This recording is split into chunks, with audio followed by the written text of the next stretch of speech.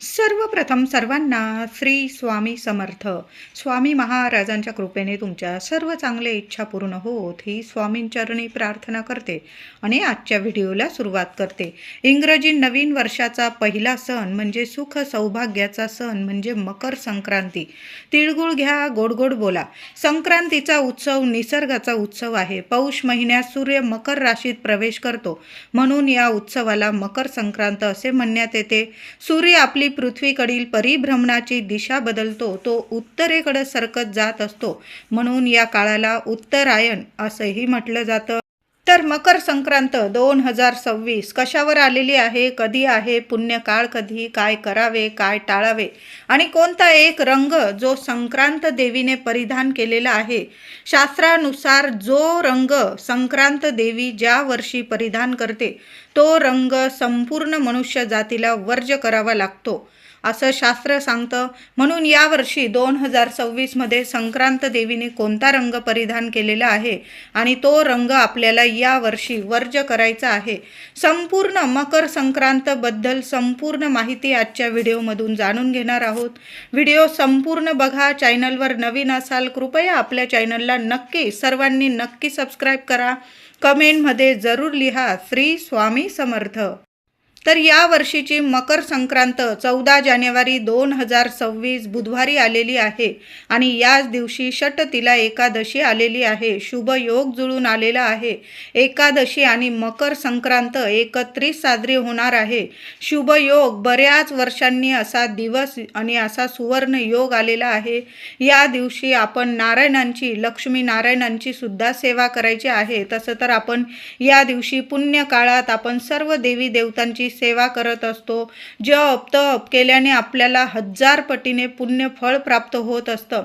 त्याच दिवशी या वर्षी 2026 मकर संक्रांत आणि एकादशी एकत्रित आल्याने सुवर्ण योग आहे. जेवढी सेवा होईल नारायणांची, लक्ष्मी नारायणांची एकत्रित सेवा जरूर करायची आहे. तर मकर संक्रांत 14 जानेवारी बुधवारी पुण्यकाळ 3:06 ते संध्याकाळी 6:20 हा मकर संक्रांतीचा पुण्यकाळ आहे. पुन्हा एकदा सांगते, 14 जानेवारी 2026 बुधवार रोजी दुपारी 3:06 ते संध्याकाळी 6:20 हा पुण्यकाळ असणार आहे. या वेळात, या काळात केलेली सेवा आपल्याला अधिकाधिक आपल्याला सुख सौभाग्य पुण्य प्राप्त करून देत असते. जे काही मनुष्याकडून कळत न कळत पाप झालेली असतात, तर मकर संक्रांतीला पुण्य काळात केलेली सेवा आपल्याला सर्व पापांपासून मुक्त करत असते. मकर संक्रांतीला दुपारी 3:06 सूर्य मकर राशीत प्रवेश करेल. याच वेळाला, याच काळाला पुण्यकाळ असं म्हटलं जातं. पुण्यकाळात महिलांनी वाण द्यावे, वसा घ्यावा, जप तप दान धर्म. दरवर्षी संक्रांत देवीचे स्वरूप थोडेसे बदललेले असते. वाहन, उपवाहन, शस्त्र, वस्त्र यामध्ये थोडाफार बदल होत असतो. तर यावर्षी 2026 संक्रांत देवीचे वाहन हे वाघ असून उपवाहन घोडा आहे. तिने यावर्षी पिवळे वस्त्र परिधान केलेले आहे. यावर्षी 2026 संक्रांत देवीने हे पिवळे वस्त्र परिधान केलेले आहे. संक्रांत देवी ही दुसरी तिसरी कुणी नसून अंबाबाईच आहे, आपली महालक्ष्मीच आहे. 3.5 शक्तिपीठ ही संक्रांत देवीचंच एक रूप आहे. म्हणजे ज्या वर्षी संक्रांत देवी ज्या रंगाची वस्त्र नेसून येते तो रंग आपण त्या वर्षी वर्ज्य करावं. त्या रंगाचे कपडे, साडी, वस्त्र नेसू नये, घालू नये अशी जुनी शास्त्रानुसार आपली परंपरा आहे. तुम्ही जर या गोष्टी शास्त्रानुसार मानत असाल, परंपरेनुसार, तर यावर्षी 2026 तर परंपरेनुसार यावर्षी आपल्याला पिवळा रंग वर्ज्य आहे, म्हणून सर्वांनी पिवळा रंग हा टाळायचा आहे. यावर्षी पिवळा रंग घालू नका. महिलांनो, दादांनो, मुलं असतील तर पिवळ्या रंगाचे यावर्षी कपडे मकर संक्रांती 2026 बुधवार रोजी षटतिला एकादशीच्या दिवशी अजिबात परिधान करू नका. तुम्ही जर जुनी परंपरा मानत असाल तर यावर्षी पिवळा रंग वर्ज्य आहे. संक्रांत देवीने हातात गदा घेतलेली आहे. तिने केशराचा टिळा लावलेला आहे. ती वयाने कुमारी असून ती बसलेली आहे. वासाकरता तिने हातात जाईचे फूल घेतलेले आहे आणि ती पायस म्हणजे खीर भक्षण करत आहे. म्हणून या वर्षी मकर संक्रांतीच्या दिवशी दुधाचे पदार्थ सुद्धा आपल्याला वर्ज्य करायचे आहे. संक्रांत देवीचे सर्प जातीचे स्वरूप आहे. तिने मोती परिधान केलेले आहे. तिचं वार नाव नक्षत्र नाव मंदाकिनी आहे. ती पूर्वेकडून पश्चिमेकडं जात आहे आणि तिचं मुख वायव्य दिशेस आहे.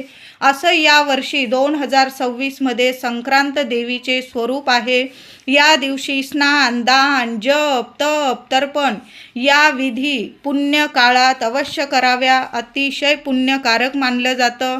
तीळ मिश्रित या वर्षी मकर संक्रांती बुधवारी आलेली आहे आणि या दिवशी षटतिला एकादशी सुद्धा आहे. सर्वांनी आंघोळीच्या पाण्यात चिमूटभर पांढरी तीळ टाका किंवा काळी तीळ टाकली तुम्ही तरीही चालेल. पांढरी तीळ टाका. लहान लेकरांना आंघोळ घालाल, आपण आंघोळ कराल, थोडीशी चिमूटभर पांढरी तीळ टाका आणि त्या तीळ मिश्रित पाण्याने किंवा तुमच्याकडं गंगाजल असेल ते सुद्धा टाका. म्हणजे आपल्याला तीर्थक्षेत्री स्नान केल्याचं सुद्धा पुण्य फळ मिळेल आणि आपले काही शारीरिक मानसिक त्रास असतील ते सुद्धा निवारण होतील. म्हणून चिमूटभर तीळ आणि गंगाजल टाकून सर्वांनी आंघोळ करायची आहे. लहान लेकरांपासून मोठ्यांपर्यंत संक्रांत दिवशी हा उपाय जरूर करायचा आहे. आंघोळीनंतर सूर्यनारायणाला सुद्धा थोडंसं पाणी घ्यायचं आहे तांब्याभर. त्यात चिमूटभर तीळ टाका, पांढरी जरी टाकली चालेल. थोडंसं हळदी कुंकू टाका, एखादं फूल टाका आणि प्रथम आंघोळीनंतर प्रथम सूर्यनारायणाला अर्घ्य द्यायचा आहे, नमस्कार करायचा आहे. तुमच्या मनातील इच्छा सूर्यनारायणाला सांगायची आहे. तुमचं आयुष्य तेजस्वी होणार आहे. आयुष्यभर सुख समृद्धी मिळेल तुम्हाला. तुमच्या आयुष्यातील जो अंधार आहे, जे दुःख आहे, त्रास आहे, संपूर्ण निवारण होईल आणि सूर्यनारायणाची या दिवशी जरूर सेवा करा.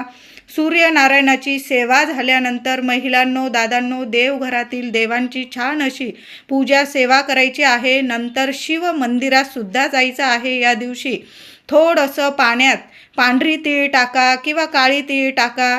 दूध पाणी तीळ टाकून पाणी हे महादेवांना अभिषेक करायचा आहे. बेल फूल अर्पण करायचं आहे. काहीतरी गोडाधोडाचा नैवेद्य दाखवा. तुम्ही तीळ गुळाचा नैवेद्य दाखवा महादेवांना आणि घरी येताना थोडंसं तीर्थ आपल्या घरी घेऊन या. मुलाबाळांना द्या किंवा महादेवांसमोर जरी पिलं तरीही चालेल. या दिवशी महादेवांची सुद्धा सेवा करायची आहे आपल्याला. या दिवशी तीळ हवन करावे, तीळ दान करावे. तीळ हवन तुम्हाला नाही जमलं महिलांनो एवढं जास्त हवन वगैरे करायला, तर आपण संध्याकाळी जो कापूर जाळतो ना घरात, त्यात जरी चिमूटभर पांढरी तीळ किंवा काळी तीळ, तुम्ही 2 लवंगा जाळू शकतात, थोडीशी तीळ, लोबान, गुगल, एखादा तेजपत्ता, संपूर्ण घरात हा कापूर धूप पसरवा. म्हणजे तीळ हवन केल्याचं आपल्याला पुण्य फळ प्राप्त होणार आहे. या दिवशी थोडी का होईना मूठ सव्वा मूठ तीळ दान अवश्य करा. काळे दान करा. ज्यांना 7.5 आहे त्यांनी काळे तीळ दान करा. ज्यांना 7.5 नाही, तुमच्याकडं पांढरी तीळ आहे, तुम्ही मूठ सव्वा मूठ तीळ दान अवश्य करा. एखाद्या गरीबाला द्या किंवा गोशाळेत वगैरे एखादी म्हणजे गाय सांभाळणारी ती माऊली असते किंवा दादा असतो, त्या व्यक्तीला जरी तुम्ही तीळ दान केली ना, किंवा तुमच्या इथं जर ब्राह्मण असतील तर ब्राह्मणांना सुद्धा तुम्ही दान करायचं आहे. या दिवशी तुम्ही दान केलेलं तुम्हाला इतकं फळ देऊन जाणार आहे.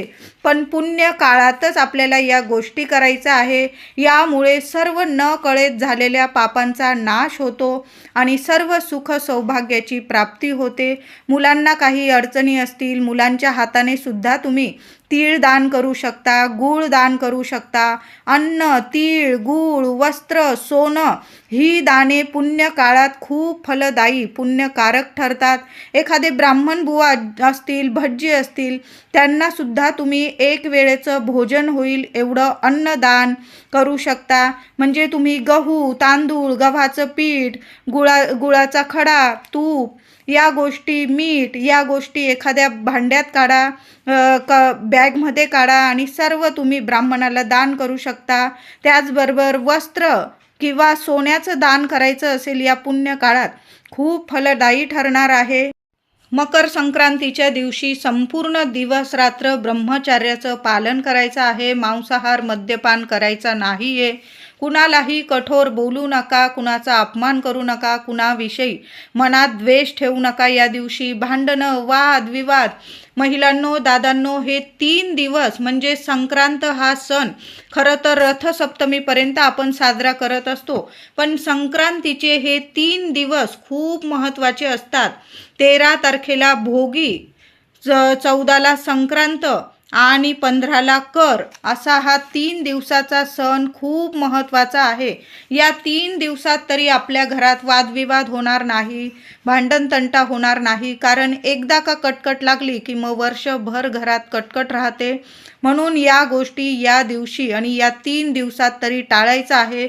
मौन धरून घ्या, कुणाशीच बोलू नका. एकदा का कटकट लागली की खरोखर वर्षभर घरात किंवा आपल्या प्रगतीला, आपल्या कामाला सुद्धा कटकट लागून जाते. कुणाचे म्हणजे शिव्या शाप आपल्याला लगेच या 3 दिवसात लगेच लागून जातात.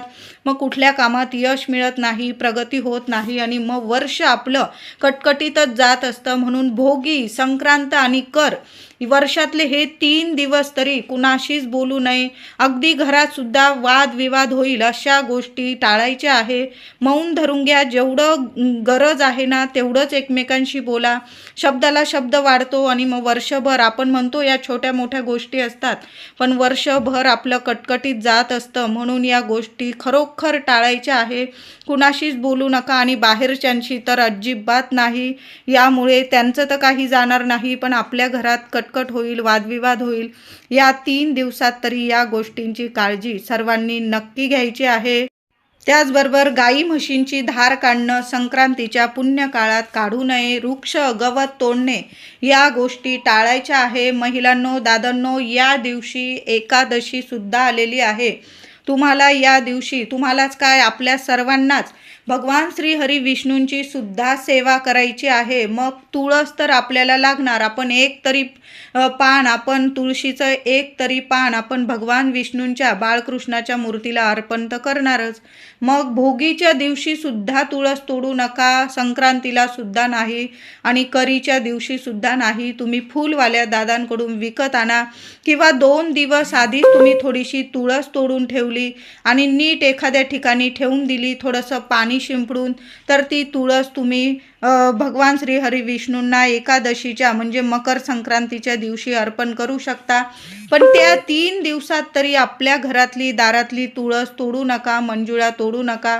सेवेला तर तुळस लागणार आहे, ती विकत आणा तुम्ही. नाही तर 2 दिवस आधी तरी तुळस तोडून ठेवा, एखाद्या नीट ठिकाणी ठेवा, थोडं पाणी शिंपडून ठेवा, म्हणजे पानं टवटवीत राहतील. याची काळजीसुद्धा महिलांनो, छोट्या मोठ्या गोष्टी असतात, पण वर्षभर आपलं सुख समृद्धी, सुख सौभाग्य यात दडलेलं असतं. म्हणून या गोष्टी नक्की करा. संक्रांतीच्या दिवशी एकादशी आल्याने श्री विष्णूंचा मंत्र जप करायचा आहे. ओम नमो भगवते वासुदेवाय नमः, ओम नमो भगवते वासुदेवाय नमः. दिवसभर जरी तुम्हाला कुणाशी बोलू नका, फक्त या मंत्राचा जप करायचा आहे. देवांना तिळगुळ अर्पण करा, गोडाधोडाचा नैवेद्य दाखवा. तुळशी माऊलीची सुद्धा या दिवशी दिवस रात्र सेवा करायची आहे. म्हणजे सकाळी पण आंघोळीनंतर आपण सूर्यनारायणाची सेवा झाल्यानंतर तुळशी माऊलीला हळदी कुंकू फुलं अक्षता अर्पण करा. दिवा लावा तुपाचा, संध्याकाळी सुद्धा दिवा लावा. म्हणजे या दिवशी एकादशी आहे. तशी तर आपण सर्व महिला तुळशी मातेची सेवा करतो, पण या दिवशी लक्ष देऊन आपण सेवा करायची आहे. श्री विष्णूंची विष्णू सहस्त्र नामावलीची सेवा दादांनो महिलांनो जरूर करा. तुम्हाला नाही पाठ तर तुम्ही यूट्यूबवर ऐकलात, एक म्हणजे सहकुटुंब सहपरिवार तुम्ही शांत बसलेला आहात तेव्हा तुम्ही लावून दिलं आणि ते कानावर पडले शब्द ना, तरीही त्याचा परिणाम आपल्या वास्तूला सुद्धा म्हणजे चांगला मिळतो. आपली वास्तू नेहमी तथास्तु म्हणते आणि अशा शुभ तिथींना आपण आपल्या देवांची सेवा ऐकतो, श्रवण करतो, त्यावर सुद्धा वास्तूवर सुद्धा चांगला परिणाम होतो. वास्तूतील जी नकारात्मकता असते, वास्तुदोष असतात, पितृदोष असतात, घरातल्या व्यक्तींना काही ग्रहदोष असतात, देवांच्या कृपेने संपूर्ण नष्ट होतात आणि वास्तू नेहमी प्रसन्न राहते, सकारात्मक राहते आणि वर्षभर आपल्याला सुख सौभाग्य प्रदान करत असते.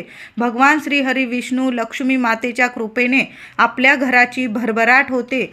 म्हणून या दिवशी, या वर्षी एकादशी आणि मकर संक्रांत एकत्र आलेले आहे. भगवान विष्णूंची जेवढी सेवा होईल ना तेवढी नक्की करा महिलांनो. आता भगवान श्रीहरी विष्णूंची सेवा करत आहोत तर सुख सौभाग्य प्रदान करणारी देवी लक्ष्मी माऊलीची सुद्धा सेवा करायची आहे. माता लक्ष्मीची मूर्ती असेल, श्रीयंत्र असेल, किमान 11 वेळा 21 वेळा माऊलीच्या मूर्तीवर श्रीयंत्रावर ओम श्रीम नमः, ओम श्रीम नमः आधी देवी लक्ष्मीला कुंकुमार्चन करा आणि मग आपल्याला वाण द्यायचा आहे, सवाष्ण पूजन करायचं आहे. महिलांनो, आधी देवघरातील देवी आईला हळदी कुंकू अर्पण करा, देवी आईला वाण द्या. तिची ओटी भरायची असेल भरू शकता, नाही करता आलं किमान देवी आईला गोडाधोडाचा नैवेद्य दाखवा आणि देवी आईला कुंकुमार्चन करा. एखादी वेणी अर्पण करा, लाल गुलाब किंवा कमळाचं फूल, जसं आपण श्रीहरी विष्णूंना तुळस अर्पण करणार आहोत, झेंडूची फुलं अर्पण करणार आहोत. या दिवशी पिवळी झेंडूची फुलं आणण्यापेक्षा तुम्ही केशरी फुलं आणली तरीही चालेल, कारण केशराचा टिळा या वर्षी देवी आईने लावलेला आहे. केशरी झेंडूची फुलं मिळाली तर देवांना केशरी झेंडूची फुलं अर्पण करा आणि आपण महादेवांना बेलपत्र अर्पण करू, गणपती बाप्पांना आपण दुर्वा अर्पण करू. तसंच भगवान श्रीहरी विष्णूंना जेवढी तुळशीची पानं असतील ना तेवढी तुळशीची पानं अर्पण करा.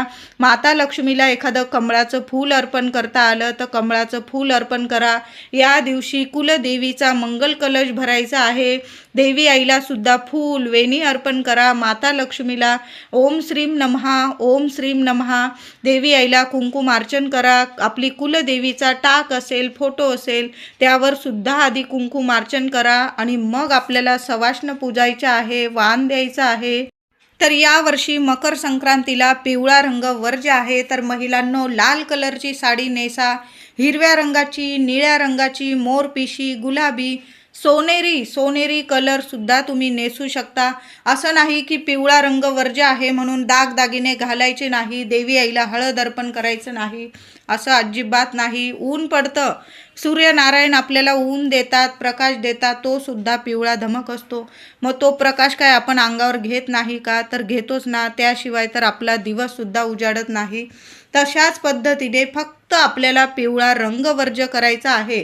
बाकी तुम्ही सोन्याचे दागिने घालू शकता, हळदी कुंकू लावू शकता, देवी आईला हळदी कुंकू अर्पण करा, सोन्याचे दागिने घाला, सोनेरी साडी घाला, लाल घाला, हिरवी घाला, निळी घाला, मोरपिशी, गुलाबी, जांभळा, जे रंग असतील ना त्यात एक रंग म्हणजे यावर्षी तुम्ही काळ्या रंगाची साडी महिलांनो आनंदाने नेसू शकता. फक्त तुमच्या कुलदेवीला जर काळा रंग वर्ज्य असेल तर तुम्ही काळा रंग नेसू नका.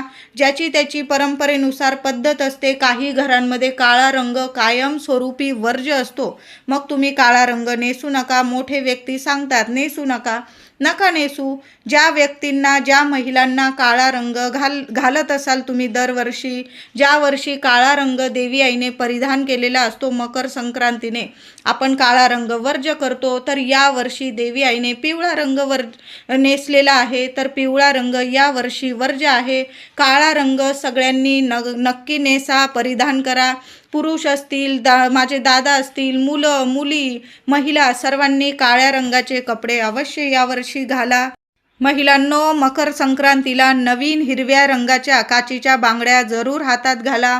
आधीच्या असतील काढून टाका. नवीन बांगड्या थोड्या जरी भरायच्या असतील भरू शकता, पण एक बांगडी आपण जेव्हा कासाराकडं, दादांकडं जातो किंवा मावशींकडं बांगड्या भरायला जातो तर तुम्ही डझनभर बांगड्या घेत असाल तर एका हातात 6 घालतात, तर आपण उजव्या हातात 7 बांगड्या घालायच्या आहे. डाव्या हातात तुम्ही 6 घातल्या तर उजव्या हातात घालताना एक एक बांगडी जास्तीची मागून घ्यायची आहे.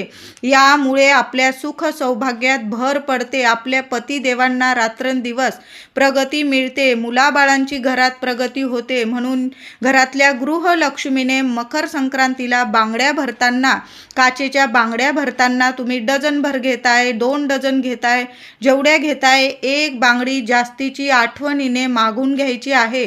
तुम्ही लाखेच्या बांगड्या भरत असाल, आजूबाजू सोन्याच्या लाखेच्या तुम्ही बांगड्या घालत असाल, घाला.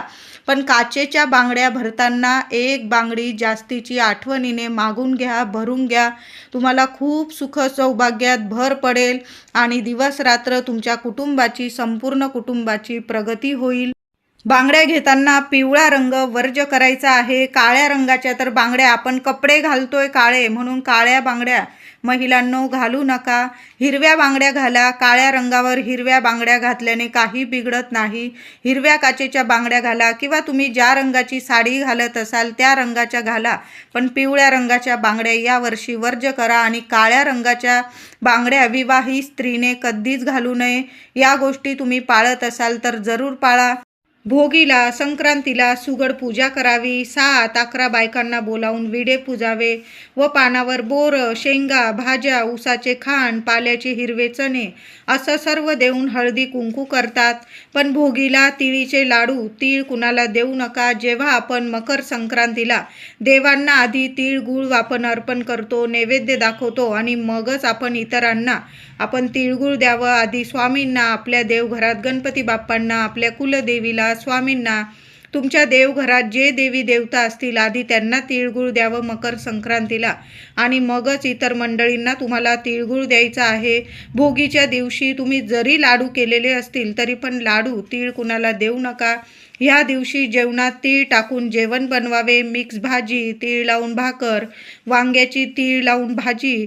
संक्रांतीलाच आपल्याला तीळ घरातून वाटायचे आहे. ज्याची त्याची परंपरा ही वेगवेगळी असते. गावागावातील आपापली परंपरा, मोठ्यांची शिकवण आपण जपलीच पाहिजे. ज्यांची लग्नानंतर पहिलीच संक्रांत आहे, हळदी कुंकू करत असाल, त्यांनी हळदी कुंकवात काय वाण द्यावं? तर तुम्ही हळदी कुंकू पहिल्यांदाच करत आहात तर कुंकवाचे करंडे, टिकल्यांची डबी, कुंकवाची डबी देताना थोडं का होईना हळदी कुंकू त्यात भरून द्यावं. तरच हळदी कुंकवाला वाण द्यायला महत्त्व असते. पहिल्यांदा जेव्हा लग्नानंतर तुम्ही पहिल्यांदाच मकर संक्रांतीला हळदी कुंकू करत असाल तर या गोष्टींचं पालन जरूर करा. लग्नानंतर 5 वर्ष झालेली आहे किंवा जास्त वर्ष झालेली आहे, तुम्ही मग छोटे मंगळसूत्र, बांगड्या, टिकल्या, आरसे, मेहंदी कोण, आरसा शक्यतो देऊ नका. काच कुणाला देऊ नका. मेहंदी कोण किंवा तुम्हाला जे परवडेल ते वाण तुम्ही देऊ शकता. भोगी, संक्रांत आणि कर या 3 दिवसात, जानेवारीच्या या 3 दिवसात तरी आपल्या राहत्या घरात, आपल्या वास्तूत आपण चुकून सुद्धा कुणाच विषयी वाईट बोलू नका. आपले लेकरं बाळं असतील, चुकले माकले एक सुद्धा शब्द आपल्या वास्तूत आपल्या लेकरांबद्दल असेल किंवा इतर मंडळींबद्दल तुम्हाला त्रास देत असतील तरी पण आपल्या वास्तूत या 3 दिवसात तरी अजिबात चुकून सुद्धा वाईट शब्द, शिवी, गाळ, भांडण, तंटे या गोष्टी आपल्याला टाळायच्या आहे.